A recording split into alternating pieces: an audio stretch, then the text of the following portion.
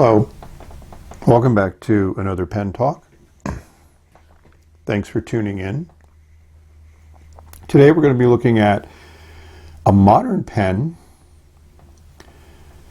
that I bought a few years ago, which I think is an extremely beautiful pen. This acrylic is very nice, very well done. It's easy to identify this pen because it's the Conklin Mark Twain. So there's a lot of discussion, not discussion, but there's a lot of articles that Mark Twain loved his Conklin Crescent filler fountain pen. He wrote a lot of his works using that pen. So when Conklin was reborn, they decided to come out with a modern version of the Crescent filler. And this is one of them. They're still making them. What motivated me was I saw a review of another pen aficionado who also talked about their Mark Twain. This was never, other than looking great, this was never a popular daily writer of mine. The original nib and feed on it were quite dry and inconsistent, and Jaffa did offer to replace the nib for me or send a pen to them for repair. So they were very good from that perspective, but I decided to just get a replacement nib myself, and that one worked well. It's just a screw in, it's a nice nib assembly, so that is nice from that viewpoint. Hopefully this light is showing off this acrylic in its many colors. It's just unique. The pen also has a good weight to it. Just a screw-off cap. You know, almost 2 turns, but that's not unusual. And like I said, this is not the original nib. This is the one I put in there, which actually writes pretty well. It's a medium. You know, your standard plastic feed. You know, I like the fact that the section is the same material as the rest of the pen. It's always nice. It's a good sized pen. It fits well in the hand. You can post it if you want. It becomes a little back heavy in my view when you do post it. So that's something that you keep in mind if this is a pen you would like to get. But as we know, it's no good to look at the remake without looking at the original. So this is one from my collection. I took it apart. Primarily it needs a new sack, so I wanted to show this Crescent filler lever mechanism. And I think it's nice the way they engraved it. This was made between 1920 and 1930. They made the Crescent filler for quite a number of years. This one just needed a little bit of polishing. I'm not going to take it down to raw brass where, that's not what I want to do. It's interesting how the Crescent is riveted to this plate, and the plate's fairly substantial, so that's nice. And the engravings look good. And again, very similar to what you saw in the modern pen. You know, this is the ring that moves around. We can see there's a lot of engravings on this pen. Conklin was good for that.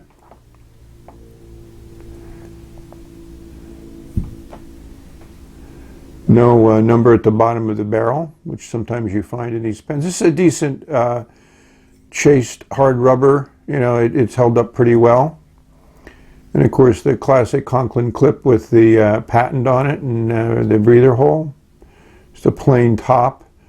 You know, it's spring loaded, similar to the newer ones, as you've noticed. And this is the section and nib, and it's a screw-in one, which is going to be a challenge because as you screw it in, a lot of times the bladder twists, so I'm going to have to work on that. You know, I polished and waxed the Crescent filler lever, so hopefully that'll slide in well. And this is just a standard Conklin number 2 nib. It's going to be a little bit soft. It's not a wet noodle by any stretch of the imagination, but it does have a little bit of spring to it, which, as we know, is something I enjoy. And a classic Conklin feed. You notice it shows an arrow here on the section which says you have to unscrew it, and that's the direction to unscrew it. So we're going to assemble these. We're going to take a look at writing with both of these pens, and we're also going to study a little bit of history. So this is as much as I was willing to take apart the modern Conklin Mark Twain Crescent filler. As I mentioned to you before, the nib assembly is easily unscrewed, so it's a pleasure to be able to replace nibs as you want to in this pen. I took out the nib because this was very difficult to flush out the old ink. So I took this out. I actually used a, sorry about that. I actually used a syringe to make certain I filled the sack up with a cleaning solution, flushed it out, put it in and out a couple times. This is a nib assembly which is normally used in a cartridge converter. This little nipple here fits into the section that goes into the converter. So I think they retrofitted that into this pen. So we'll just put that in, just finger tight. So one of the things that I talked about is they mimicked, I think that's not the right word, they replicated, that's a better word, the filling mechanism of the vintage pen. So you turn this around until the opening in this little ring corresponds to this crescent, and you push it down and it pops up. And that's from, that's how you would do the filling with the bladder. When you're done, you reposition the ring, and the ring doesn't have any real high points or low points, but it just kind of sits into place. So now you can't accidentally push ink out of the pen. And it's a nice screw cap. So I just wanted to show those differences. I've now put a new sack on the vintage Conklin Crescent filler. Let's take a look at what we did here. I'm now putting a coat of shellac, as you can see, at the bottom of the sack. So first I get the right size sack. I use that by inserting a sack into the barrel. I keep going up to a larger size until one doesn't fit in, and I wanted to make certain this one slid in easily because, as we discussed, this section screws into the barrel, so as you're tightening this, you don't want anything to distort the sack, which I've had happen on a number of pens, including pens that I've sent back to the factory to be restored. I polished up the nib a little bit. Hopefully it looks pretty nice. I mean, Conklin had that interesting little frown, if you want to call it that, or crescent that it used for a breather hole on the nib. Just a classic feed. I did not take the nib and feed out as some of my other restorers. They take the pen completely apart and clean it. But I think that maybe at some point in time this was really set up properly. So if it doesn't write, then I'll consider doing that. But right now I'm happy with the flow that I used when I cleaned out the pen. So we're going to do a online live insertion now of the bladder. Put in the talc, which is to me is even more critical in this design because we need that to slide in. I've put back the crescent bar, and I've tightened this ring to make certain that bar is up against the inside of the barrel as much as possible. So we're going to now insert. We should do that on camera. I think I should have some porno music in the background, but we're going to stay with that. So I'm just going to make certain that this goes in there nice and cleanly. That's the key thing. Smooth.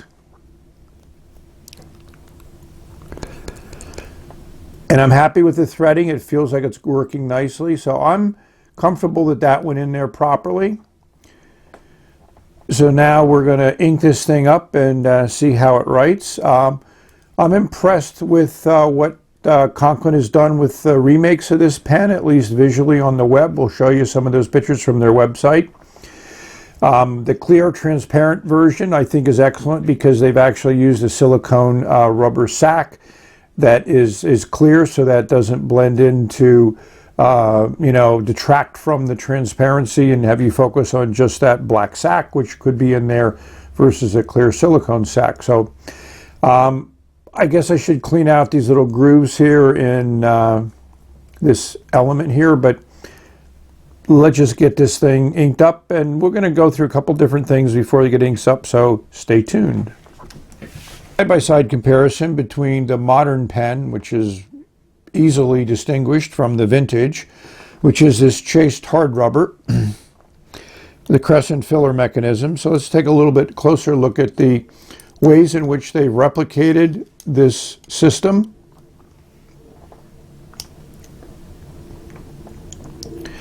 I got to give them kudos for coming up with something that was reminiscent of the design.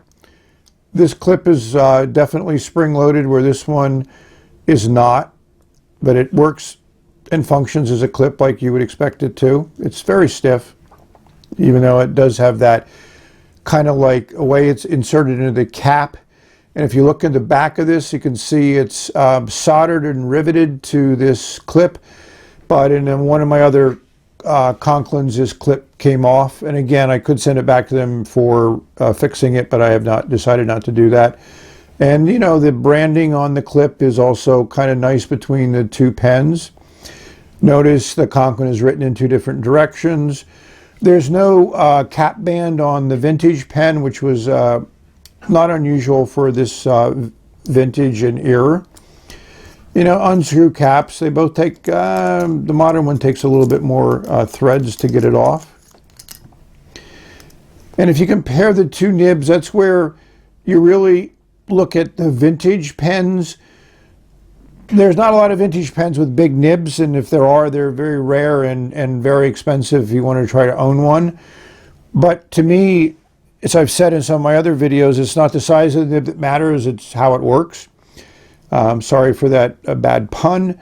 You look at the feed, this is that complex comb feed. If you take these things apart, you can see a lot of, channels and pathways and everything else, where this one just is a simple feed with some channels in it.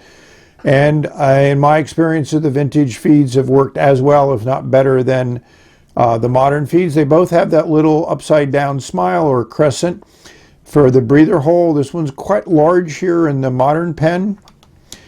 The sections where you grip are certainly a lot thicker in the modern pen, which I think is an indication of marketing trends and popularity. Beefier pens are definitely more desirable, at least in today's market. I have a number of fellow pen aficionados who just love a big pen.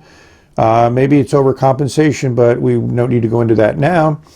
The other thing that's interesting is the ring on the vintage pen is tapered. So the ring actually, that fits pretty tightly, where this ring slides very easily.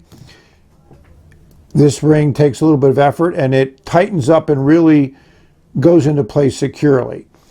So that's a design change from what they did on the newer pens versus what the modern pens did. And this finish on this pen is as I received it into my collection, which I probably bought this 30 years ago. I had thought about, polishing it and doing things to bring back the black color, but I kind of like that vintage look. I kind of like that little bit of age, that little bit of oxidation. One may call it, wrinkles of wisdom, but this pen is still, I think, a very interesting pen aesthetically, design-wise, and certainly from an engineering and function-wise, it serves its purpose. I think it's interesting to look at how they brought over some of the characteristics. So this is the other side. The other side of this Crescent filler has just Crescent on it, but this one shows the patenting and Crescent, where the other one just shows a trademark. So I think the patent is probably run out. We'll show you that patent that they used on the Crescent filler. Yes, I love my books. So this is one I picked up, and I can't say where I got it. Could have been at a fountain pen show, could have been on eBay, could have been on Amazon.com, but this is an excellent, phenomenal book. What is amazing is the author of this book is a gentleman from Spain who really got into Conklins. The other thing that's nice about a book like this is it's just great to see your pen or something that looks like your pen. And as you can see, they did a phenomenal number of models of these pens. Nice bookmark you got there. And just for some eye candy, here's some of the different gold overlays that they did. I mean, you can imagine what it was like back in the days of the glory days of fountain pens. And here's an example of some of the ads that they had. You know, it was a very competitive market. You might think competition is new, but no, competition has been around for a long time. And I read that Conklin's during the early 1920s, because of the Crescent filler, took #1 in market share at one particular year. Unfortunately, they were not able to maintain it. And the other thing that's good about a book like this is you can then really date your pen. So based on the Crescent filler that I have, which is this one here, it dates it between 1920 and 1930. And this says the Crescent filler has been in use since 1898 to 1930. Books are great. Now we've put a new bladder into the vintage Conklin glider. Crescent filler. Glider is the new version of the Conklin pen, and this is the modern version of the Crescent filler. Inks are tough to make a decision on, so I love turquoise, so we're going to do this one. We're going to give this ink a chance in both pens. I wanted to give you kind of an example of what I think of modern pens trying to mimic vintage pens. And this turquoise ink definitely has the KWZ smell. So we're going to rotate the band, so the lever, the Crescent filler, as you can see, it springs up very quickly, which is excellent. So the bladder that I inserted in there works well.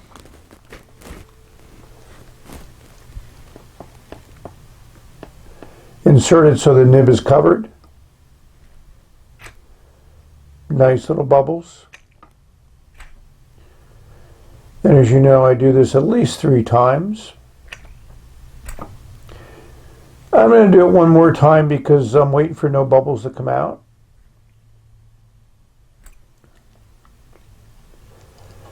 We're going to leave it at that. We're going to turn the ring to secure the Crescent filler.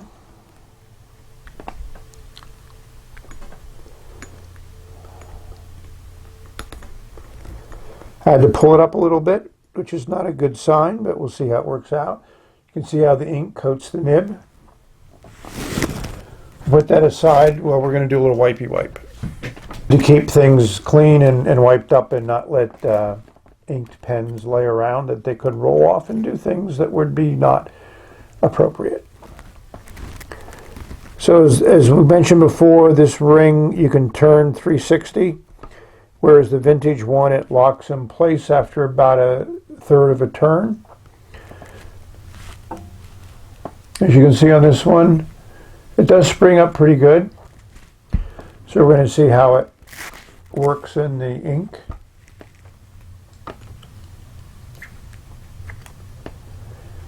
To me, not as many bubbles.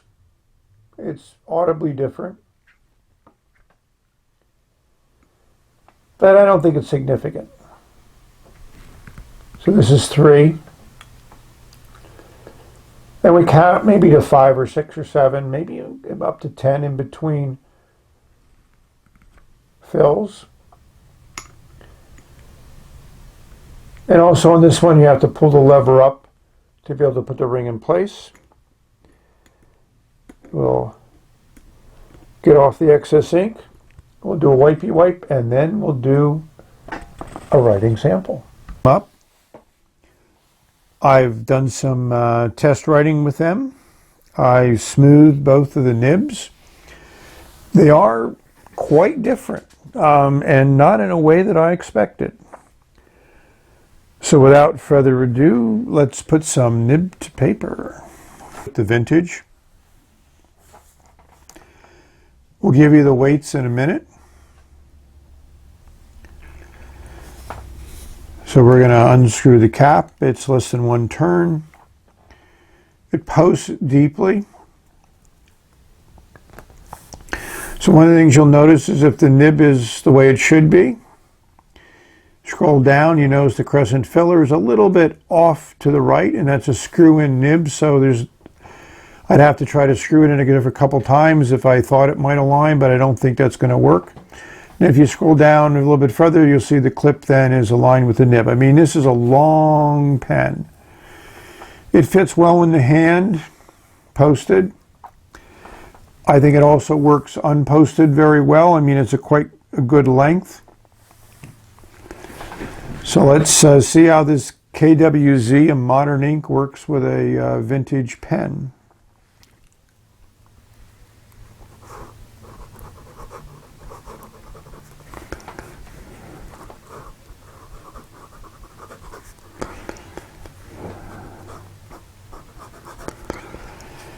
You'll notice it missed the C here in the beginning, but we'll attribute that to the fact that this nib requires a little bit of pressure to work, which is not unusual with vintage nibs.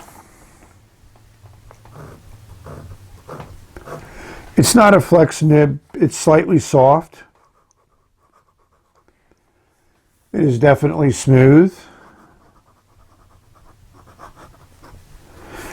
And it's kind of on the wet side.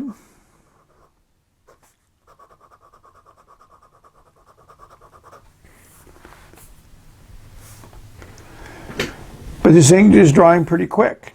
So is it actually as wet as I think it is, or is it just the ink and this paper that give you something that dries quick? So I did show you the bottle, but this is a KWZ turquoise. It's not the iron gall version. I do have the iron gall version. So this is a small section. I mean, my fingers all touch on all sides of the triangle. Is this a pen I would use every day? I would give it a try. You can hear it on this paper, but then this paper does have feedback. So let's move on to the modern version of this pen. Doesn't have a gold nib, but certainly has a very, very beautiful celluloid. And I think they said they used celluloid in their pens, but I can't find any references to this. It could be an ice design, as you can see, but usually ice doesn't have these types of colors to it. But it's similar where there's chunks of different colors and there's black in between the colors. Again, we unscrew the cap.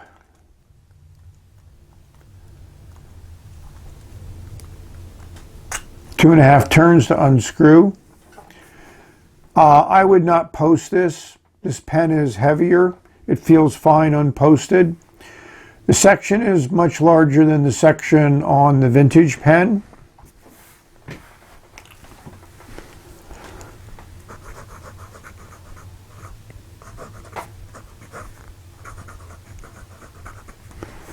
So I think this is interesting. This is the same ink, but it is much darker in this pen than it was in the vintage pen.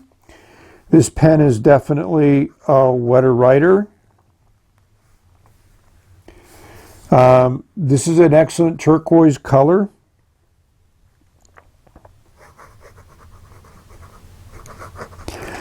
And my viewers know how much I love vintage, but I have to admit that I like this nib.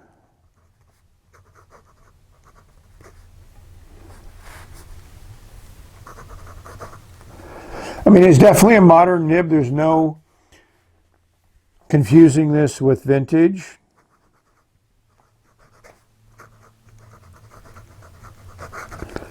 But it writes well. As I mentioned earlier in the video, I had to replace the original nib that came with this pen and this replacement nib, which is a fine. It certainly writes more like a medium and even thicker than a medium. Let's verify again what this nib is.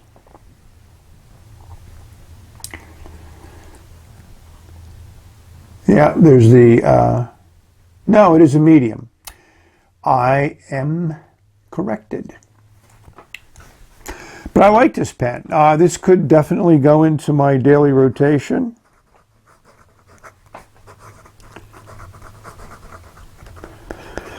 I have an AARP meeting tomorrow, so I think I'm going to bring this pen with me. So hopefully you've enjoyed this little trip down a little bit of memory lane. I mean, even though this is a modern Mark Twain Crescent filler Conklin pen, I don't think this particular model was made anymore, but they do make this style, and we'll show you some of those examples. We showed you some of those examples. So thank you for watching. Hopefully you've enjoyed this view, and hopefully you are appreciating this ink. So may you have many extremely good writing experiences.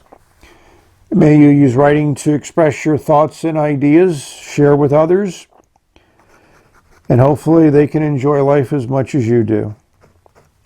Till later, bye.